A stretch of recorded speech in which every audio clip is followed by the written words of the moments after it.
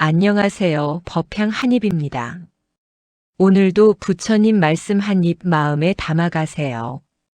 오늘 저는 아주 불편한 질문 하나를 드리는 것으로 시작하겠습니다. 불자님들 절에 다니십니까? 보시를 하십니까? 기도를 드리십니까? 공덕을 쌓으십니까? 그렇다면 한 가지를 더 여쭤보겠습니다. 그 공덕을 쌓은 뒤에 마음이 더 가벼워지셨습니까? 아니면 더 무거워지셨습니까? 잠시 이 말씀을 마음에 새겨 보십시오. 공덕을 쌓으면 마음이 가벼워져야 합니다. 업장이 소멸되고 지혜가 밝아지고 삶이 윤택해져야 합니다. 그것이 우리가 절에서 배운 가르침이고 우리가 수십 년간 믿어온 공덕의 이치입니다. 그런데 말입니다. 오늘 이 자리에 오신 법우님들 가운데 이런 분이 계시지는 않으십니까? 수십 년을 절에 다녔는데 여전히 마음이 무겁습니다. 보시를 해도 마음이 후련하지 않습니다. 기도를 마치고 나면 뿌듯함보다 허전함이 먼저 옵니다. 공덕을 쌓으면 쌓을수록 왠지 더 많이 해야 할 것 같은 강박이 생깁니다. 그런 경험 있지 않으십니까? 공덕을 쌓는데 왜 마음은 더 무거워지는 것인가? 절을 다니는데 왜 나는 더 불안한 것인가? 부처님께 기도드리는데 왜 내 삶은 나아지지 않는 것인가? 오늘 저는 이 질문에 정면으로 답하겠습니다. 그리고 이것은 단순한 수행론이 아닙니다. 지금 이 순간에도 수많은 불자님들이 빠져 있는 함정, 공덕의 함정에 관한 이야기입니다. 먼저 충격적인 사실 하나를 말씀드리겠습니다. 어떤 연구에서 오랫동안 종교 생활을 한 사람들을 조사했더니 신앙 연수가 길어질수록 오히려 불안감이 높아지는 역설적인 집단이 존재했습니다. 신앙을 통해 위안을 얻은 집단도 있었지만 반대로 신앙이 강박과 죄책감의 원천이 된 집단도 분명히 있었습니다. 왜 그런 것인가? 그 답이 바로 오늘의 핵심입니다. 공덕을 쌓는 행위 자체가 문제가 아닙니다. 공덕을 쌓는 그 마음 속에 무엇이 들어있는가? 그것이 문제입니다. 금강경에는 이런 말씀이 있습니다. 약보살, 유아상, 인상, 중생상, 수자상, 즉비보살. 만약 보살이 아상, 인상, 중생상, 수자상이 있다면 그는 이미 보살이 아니다. 이 한 줄입니다. 이 한 줄이 오늘의 모든 것입니다. 공덕을 쌓으면서 내가 공덕을 쌓고 있다는 의식이 남아있다면 그 공덕은 이미 순수하지 않습니다. 내가 쌓았다는 아상이 공덕 위에 올라타는 순간 공덕은 공덕이 아니라 아상의 먹이가 됩니다. 이것이 바로 공덕을 쌓을수록 더 무거워지는 이유입니다. 지금 이 말씀이 마음에 걸리는 법우님이 계십니까? 그렇다면 오늘 이 이야기를 반드시 끝까지 들으셔야 합니다. 왜냐하면 이 함정에서 벗어나는 길이 있기 때문입니다. 부처님께서 이미 그 길을 열어놓으셨기 때문입니다. 그리고 저는 오늘 그 길을 4단계로 아주 명확하게 안내해 드리겠습니다. 구독과 좋아요를 아직 누르지 않으신 법우님들, 지금 이 순간 눌러주시면 이런 법문을 더 많이 받아보실 수 있습니다. 알림 설정까지 해두시면 단 하나의 법문도 놓치지 않으실 수 있습니다. 자, 그럼 첫 번째로 들어가겠습니다. 공덕을 쌓을수록 더 무거워지는 사람. 과연 그 사람은 어떤 사람인가? 첫 번째로, 공덕에 이름표를 붙이는 사람입니다. 불자님들, 이런 경험 있지 않으십니까? 절에 큰 보시를 했습니다. 그런데 그 보시를 한 뒤에 마음 한켠에서 이런 생각이 피어납니다. 내가 이번에 꽤 큰 보시를 했으니 이 정도면 공덕이 상당하겠지. 혹은 이번 불사에 내가 얼마를 냈는지 스님은 아시겠지. 혹은 저 사람보다는 내가 더 많이 했으니 나는 괜찮을 것이다. 혹은 더 미묘한 형태로 나타나기도 합니다. 기도를 열심히 드렸으니 이번에는 내 소원이 이루어져야 한다. 내가 이만큼 공들였으니 부처님도 응답해 주셔야 한다. 내가 수십 년을 절에 다녔으니 남들보다 더 좋은 과보를 받아야 한다. 참으로 그러하지 않습니까? 이 마음들을 잘 들여다보십시오. 이 마음들은 모두 하나의 구조를 가지고 있습니다. 내가 무엇을 했으니 무엇을 받아야 한다. 내가 쌓았으니 내 것이 되어야 한다. 내가 공들였으니 결과가 와야 한다. 이것이 바로 공덕의 이름표를 붙이는 것입니다. 내 보시, 내 기도, 내 공덕. 모든 것에 나의 이름을 새겨 넣는 것입니다. 그런데 불자님들 자기 이름이 새겨진 것은 소유물입니다. 소유물은 내가 지고 다녀야 합니다. 결국 내 이름이 새겨진 공덕은 내가 짊어지고 다녀야 하는 짐이 되는 것입니다. 이것이 바로 공덕을 쌓을수록 더 무거워지는 첫 번째 이유입니다.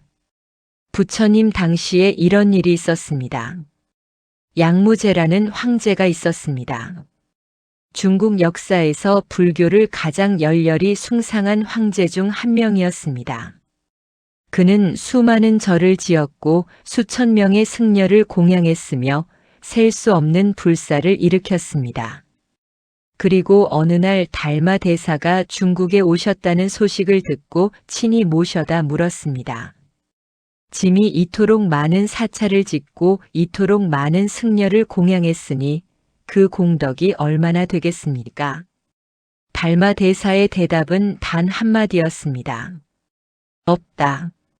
아무런 공덕도 없다. 황제는 경악했습니다. 어떻게 이토록 많은 불사를 하고도 공덕이 없을 수 있는가?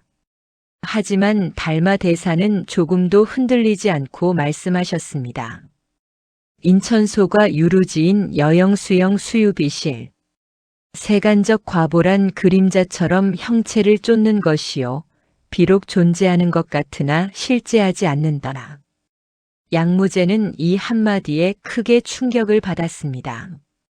왜 달마 대사는 그 어마어마한 불사에 공덕이 없다고 하셨겠습니까? 양무제는 공덕을 쌓았지만 동시에 그 공덕 하나하나에 자신의 이름을 새겼습니다. 황제가 했다. 짐이 지었다. 나의 공덕이다. 이 공덕으로 나는 어떤 복을 받을 것인가? 그 마음이 들어간 순간 공덕은 공덕이 아닌 거래가 됩니다. 부처님과 거래를 하는 것입니다. 내가 이만큼 드렸으니 당신은 이만큼 주어야 한다는 거래 말입니다.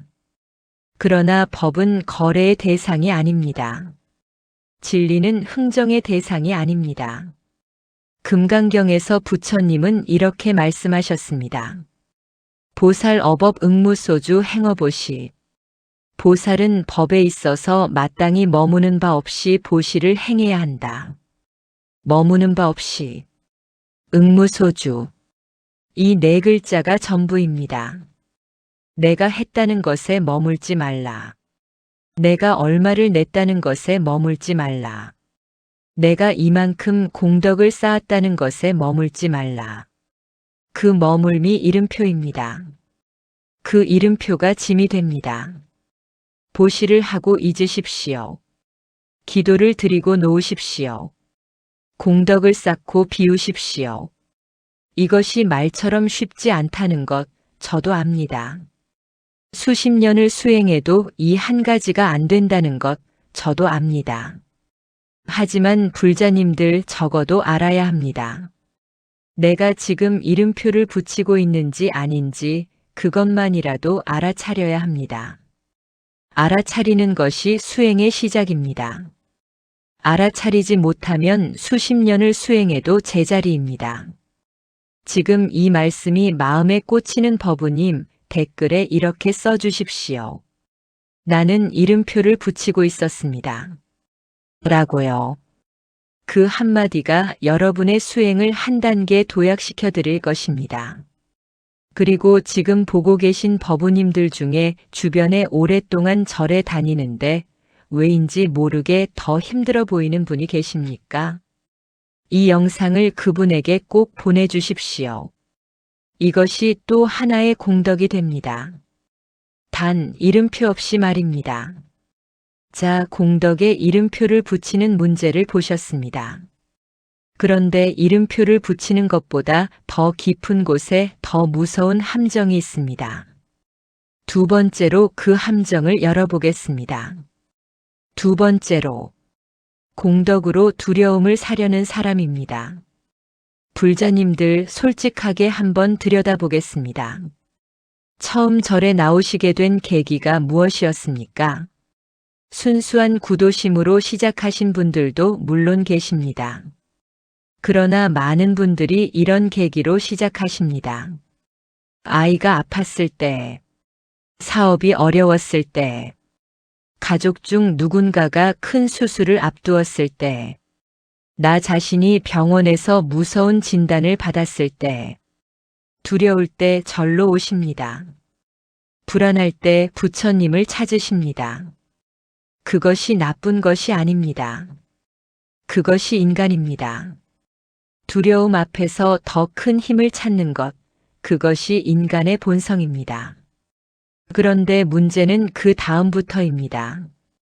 두려움을 해결하기 위해 공덕을 쌓기 시작합니다. 기도를 드립니다. 보시를 합니다. 불공을 드립니다. 그리고 원하는 결과가 나옵니다. 아이가 낳았습니다. 사업이 풀렸습니다. 수술이 잘 됐습니다. 그러면 감사한 마음으로 더 열심히 다닙니다. 더 많이 공양합니다. 더 자주 기도합니다. 그런데 이상한 일이 벌어지기 시작합니다. 기도를 안 하면 불안합니다. 보시를 빠뜨리면 무슨 일이 생길 것 같습니다. 한 달을 빠지면 뭔가 나쁜 일이 올 것 같습니다. 공덕을 쌓지 않으면 두려움이 밀려옵니다. 이 상태가 어떤 상태인지 아십니까? 공덕으로 두려움을 사는 상태입니다. 공덕이 두려움을 없애주는 것이 아니라 공덕을 안 쌓으면 두려움이 온다는 등식이 마음에 새겨진 것입니다. 그 결과 공덕을 쌓는 행위 자체가 두려움으로부터 자신을 보호하는 방어막이 됩니다. 이것은 해탈이 아닙니다. 이것은 더 정교해진 집착입니다. 임재선사의 말씀이 생각납니다. 구불구법 구불구선 구불구해탈 구불구이삼매 이류 중 각구출두. 부처를 구하고 법을 구하고 선을 구하고 해탈을 구하고 이런 종류의 사람들은 각자 출구를 찾고 있다. 구하는 자는 모두 무언가를 두려워하기 때문에 구합니다. 두려움이 공덕 뒤에 숨어 있는 한 공덕은 진정한 공덕이 아닙니다. 두려움이 시키는 대로 하는 것은 수행이 아닙니다. 그것은 두려움에게 끌려다니는 것입니다. 법우님들 이런 분이 계십니다. 수십 년을 절에 다니셨는데 기도를 빠뜨리면 그날 하루 종일 불안합니다. 절에 못 가면 찜찜합니다. 보시를 못하면 뭔가 빚진 것 같습니다. 그 마음을 들여다보십시오. 그 마음의 뿌리를 보십시오. 부처님을 믿는 것입니까? 아니면 두려움을 믿는 것입니까? 부처님의 가르침을 따르는 것입니까? 아니면 두려움이 시키는 대로 따르는 것입니까? 이 질문이 불편하신 분, 바로 그 불편함이 수행의 문입니다. 그 문을 열어야 합니다. 아함경에 이런 말씀이 있습니다. 공포에서 태어난 신앙은 공포를 먹고 자란다. 지혜에서 태어난 신앙은 지혜를 먹고 자란다. 두려움에서 시작된 수행은 두려움을 해소하지 못합니다. 오히려 두려움을 정교하게 키울 뿐입니다. 2달치 기도 비용을 낸 사람이 1달치 낸 사람보다 더 많이 불안할 수 있는 이유가 여기에 있습니다. 2달치를 보호해야 할 것이 더 많아졌기 때문입니다. 그렇다면 어떻게 해야 합니까? 두려움을 없애려 하지 마십시오. 두려움을 직면하십시오. 이것이 역설입니다. 하지만 이것이 진리입니다. 두려움을 공덕으로 가리려 하면 두려움은 더 커집니다. 두려움을 있는 그대로 보면 두려움은 실체가 없음을 알게 됩니다. 반야심경에서는 이렇게 말씀하십니다. 무가애고 무유공포 원리전도몽상 구경열반. 걸림이 없으므로 두려움이 없고 뒤바뀐 허망한 생각을 멀리 떠나 열반에 이른다. 두려움이 없어지는 것은 공덕을 많이 쌓아서가 아닙니다. 걸림이 없어지면 두려움이 없어집니다. 걸림이란 무엇입니까? 집착입니다. 내 것으로 삼으려는 마음입니다. 보호하려는 마음입니다. 두려움도 내려놓고 두려움을 없애려는 그 마음도 내려놓고 심지어 공덕을 쌓으려는 그 마음조차 내려놓을 땐 비로소 진정한 수행이 시작됩니다. 공덕으로 두려움을 사려는 분이 계십니까? 이 영상을 보시는 지금 이 순간 그 두려움을 잠시 내려놓아 보십시오. 단 1분이라도 좋습니다. 두려움을 공덕으로 가리려 하지 말고 그냥 두려움을 바라보십시오. 그것이 이 순간 가장 위대한 수행입니다. 그리고 이 말씀이 와닿으셨다면 지금 바로 구독 버튼과 좋아요를 눌러주십시오. 이런 법문이 필요한 법우님들에게 알고리즘이 이 영상을 전해줄 수 있도록 함께 공덕을 지어주십시오. 이름표 없이 두려움 없이. 이제 3번째입니다. 오늘 법문의 핵심 중의 핵심입니다. 듣고 나면 수행에 대한 생각이 완전히 뒤집히실 것입니다. 절대 놓치지 마십시오. 3번째로, 공덕이 공덕인 줄 모르는 사람이 가장 많은 공덕을 쌓습니다. 여기서 반전이 옵니다. 지금까지 공덕을 쌓는 것의 문제점을 말씀드렸습니다. 이름표를 붙이는 것, 두려움으로 쌓는 것. 그렇다면 답은 공덕을 쌓지 않는 것인가? 아닙니다. 공덕을 쌓되 공덕인 줄 모르고 쌓는 것이 진짜 공덕입니다. 이것이 무슨 말인지 제가 한 가지 이야기로 설명해 드리겠습니다. 어떤 어머니가 있었습니다. 새벽 4시에 일어나서 밥을 지었습니다. 아이들 도시락을 쌌습니다.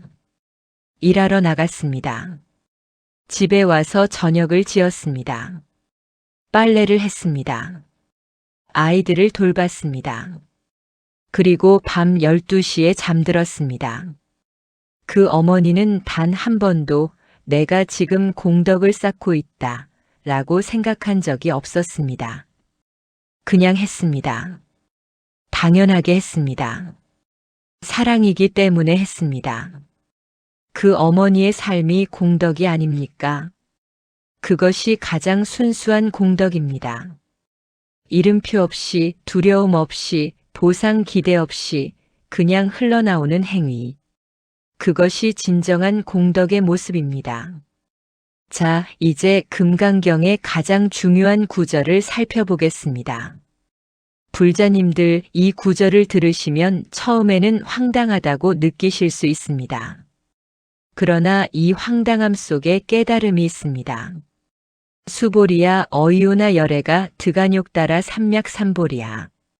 수보리야 어떻게 생각하느냐. 열애가 안욕 따라 삼맥삼보리 최상의 깨달음을 얻었다고 생각하느냐. 수보리가 대답했습니다. 아, 여와해 불소설의 무유정법 명안욕 따라 삼맥삼보리.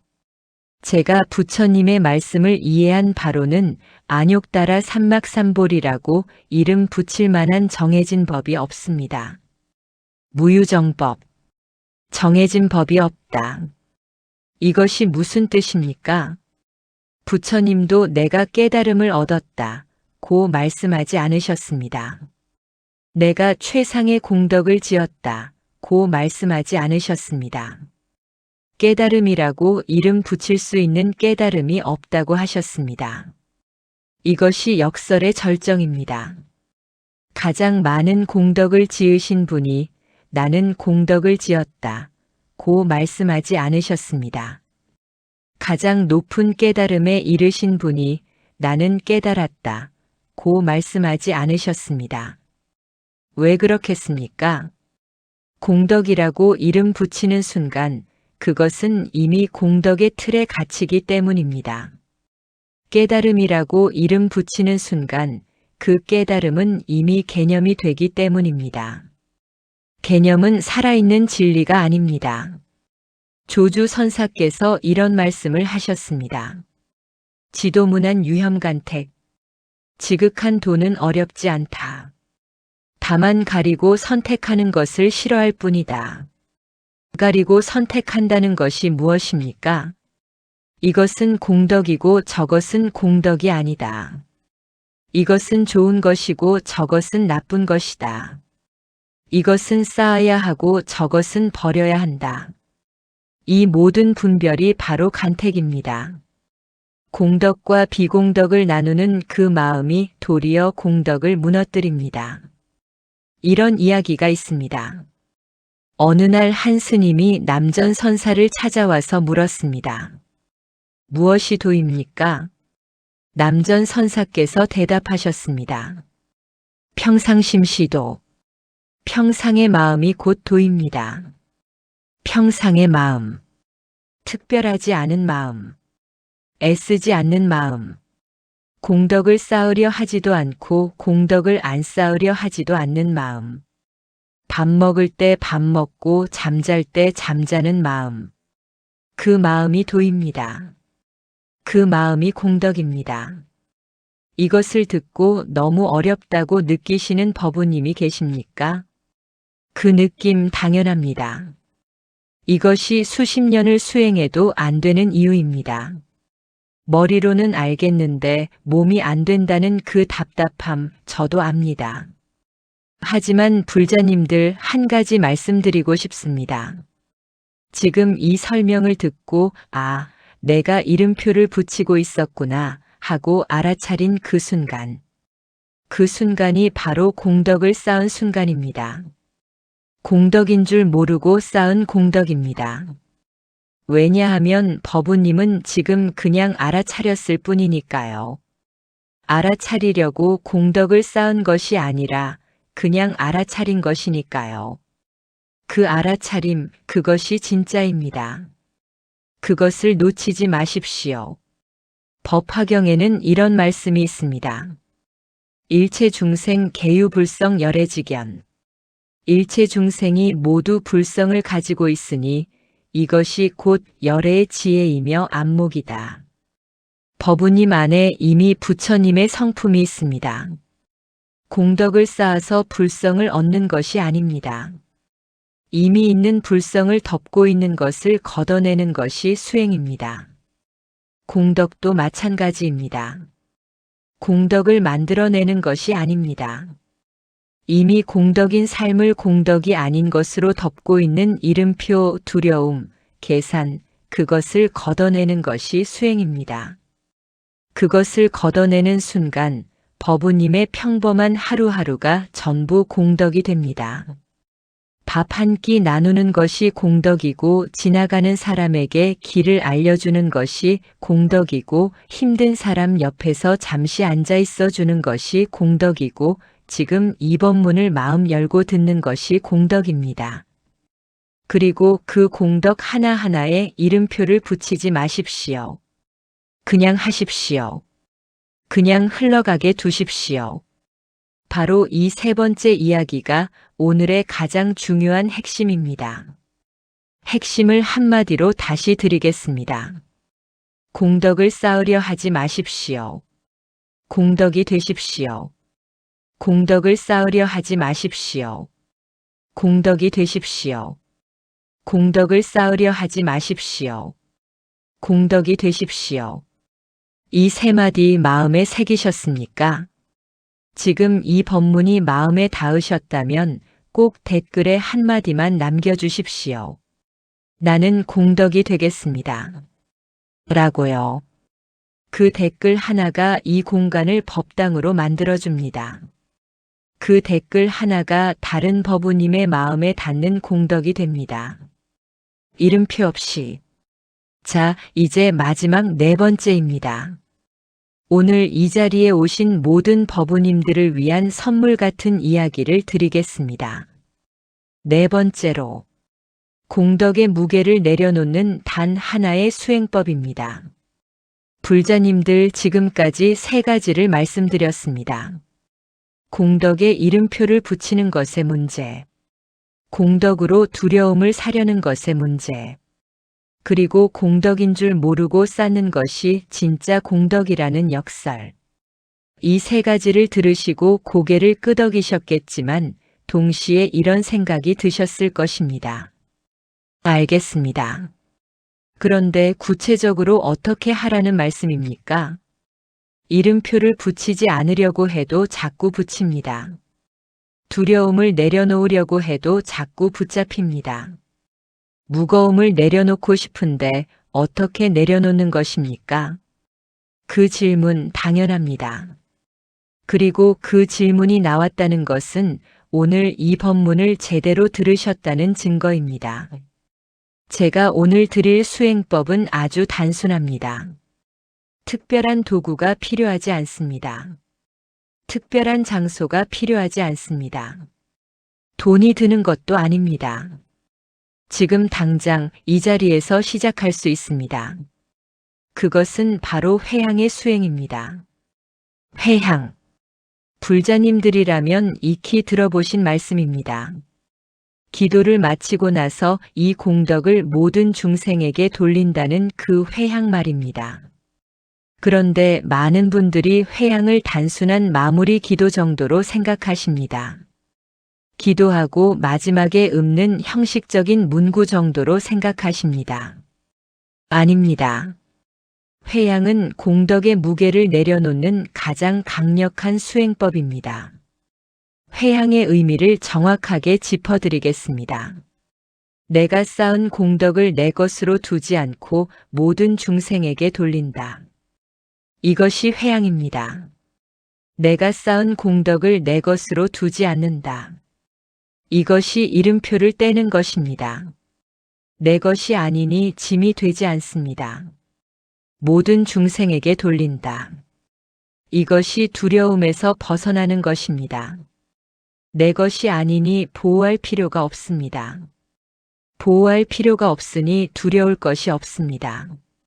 그리고 이 회향이 진심으로 이루어지는 그 순간 공덕을 쌓으려는 의도도 공덕을 쌓고 있다는 의식도 모두 사라집니다.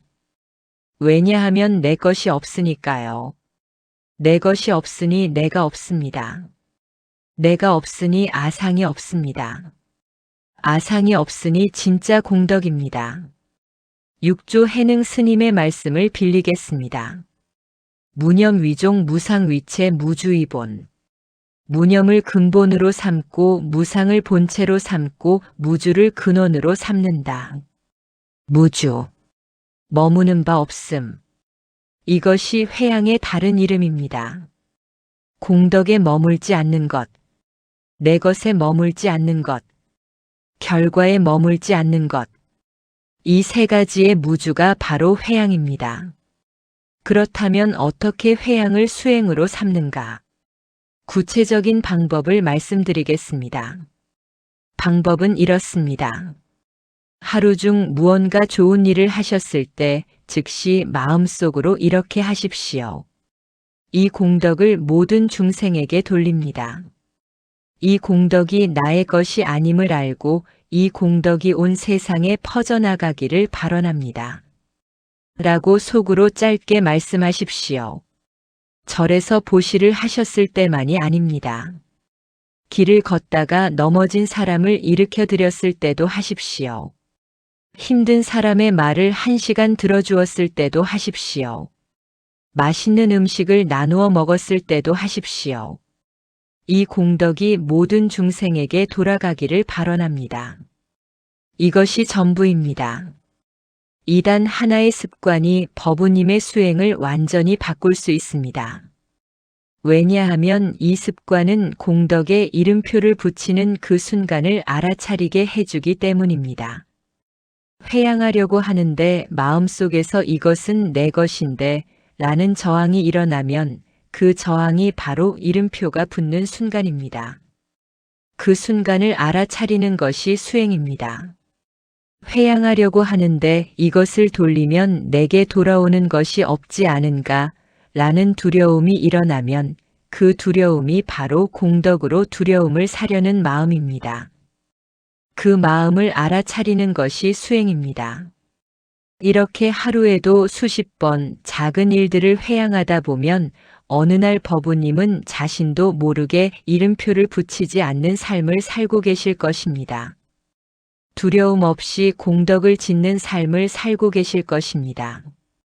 그리고 그 삶이 얼마나 가벼운지, 얼마나 자유로운지 몸으로 느끼실 것입니다. 이것이 진정한 무주상보시의 생활화입니다. 금강경에서 부처님은 이런 말씀도 하셨습니다. 약보살 이만항하사 등 세계 7보 지휘보시 약부유인 지어차경 내지수 지사국계 등 위타인설 기복승피. 만약 어떤 사람이 항아의 모래수만큼 많은 세계에 가득 찬 7보로 보시를 한다 해도 만약 어떤 사람이 이경의 사국의 하나라도 받아 지니고 다른 사람을 위해 설명해 준다면 그 복이 앞의 것보다 더 크다. 왜 그렇겠습니까? 7보로 하는 보시는 아무리 많아도 유한합니다. 그러나 법의 보시는 무한합니다. 한 사람이 들으면 그 한 사람이 또 다른 사람에게 전합니다. 그 사람이 또 전합니다. 공덕이 끝없이 퍼져나갑니다. 그리고 법의 보시는 내가 보시한다는 의식 없이도 이루어집니다. 진리는 그 자체로 전해지기 때문입니다. 마치 등불이 어둠을 밝히는데 어둠을 없애려는 의식이 없는 것처럼 법우님들 오늘 이 법문이 마음에 닿으셨다면 이것을 단 한 분이라도 더 나누어 주십시오. 그것이 법의 보시입니다. 이름표 없이 두려움 없이 계산 없이 그냥 나누어 주십시오. 그리고 법향 한 입을 구독하시고 알림 설정을 해두시면 이런 법문이 매번 법우님 곁에 찾아옵니다. 구독과 좋아요는 법우님이 이 법문의 공덕을 함께 나누는 방법입니다. 이건 역시 작은 회양의 수행이 될 수 있습니다. 자, 이제 오늘 법문의 큰 줄기를 다시 한번 정리해 드리겠습니다. 첫 번째로 공덕에 이름표를 붙이면 공덕이 짐이 됩니다. 내 것이 된 공덕은 내가 지고 다녀야 합니다. 두 번째로 공덕으로 두려움을 사려 하면 두려움은 더 커집니다. 두려움 위에 공덕을 올려봐야 두려움은 더 무거워질 뿐입니다. 세 번째로 공덕인 줄 모르고 하는 것이 진짜 공덕입니다. 공덕을 쌓으려 하지 말고 공덕이 되십시오. 네 번째로 회양의 수행이 그 길입니다.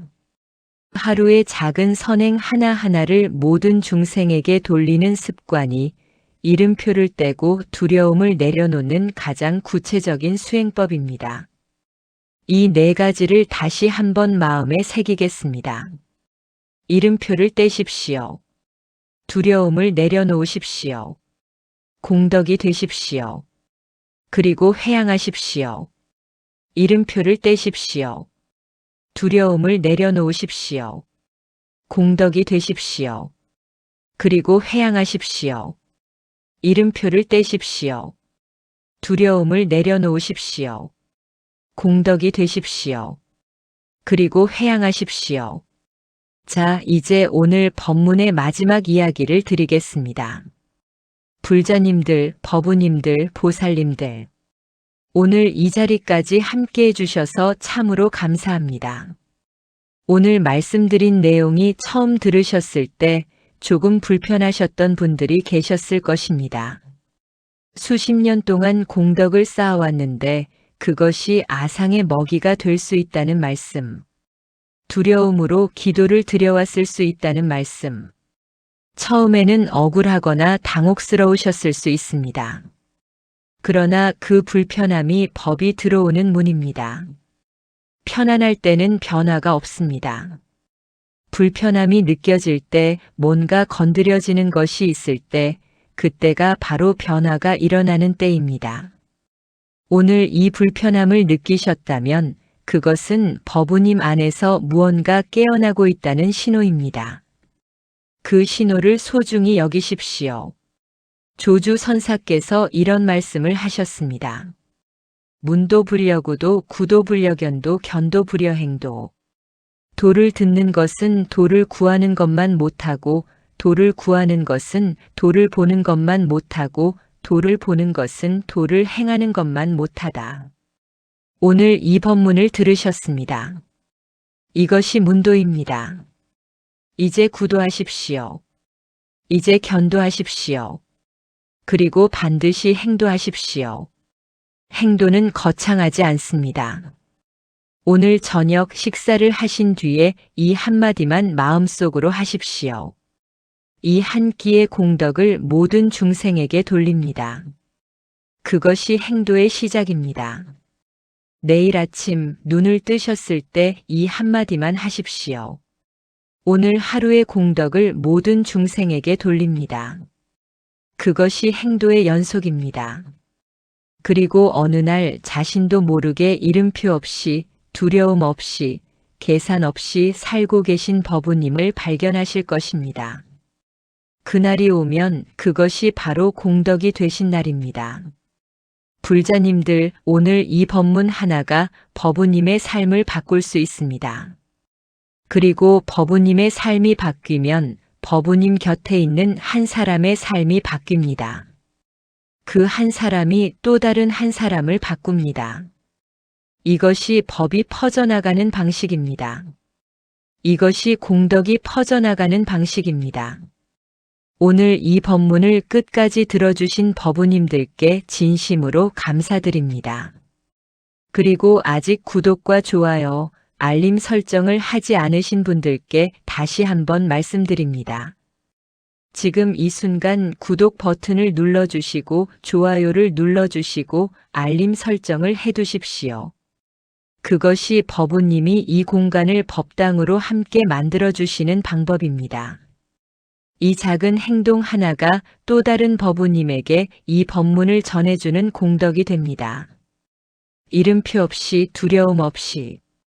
법화경에 이런 말씀이 있습니다. 제법종 본래 상자적 멸상. 모든 법은 본래부터 항상 스스로 정멸의 상을 갖추고 있다. 모든 것이 이미 완전합니다. 법우님도 이미 완전합니다. 공덕을 쌓아서 완전해지는 것이 아닙니다. 이미 완전한 법우님 안에서 그 완전함이 드러나도록 덮개를 걷어내는 것이 수행입니다. 이름표를 걷어내십시오. 두려움을 걷어내십시오. 계산을 걷어내십시오. 그리고 이미 완전한 법우님의 삶을 그 자체로 매 순간 회양하십시오. 그 삶이 바로 공덕입니다.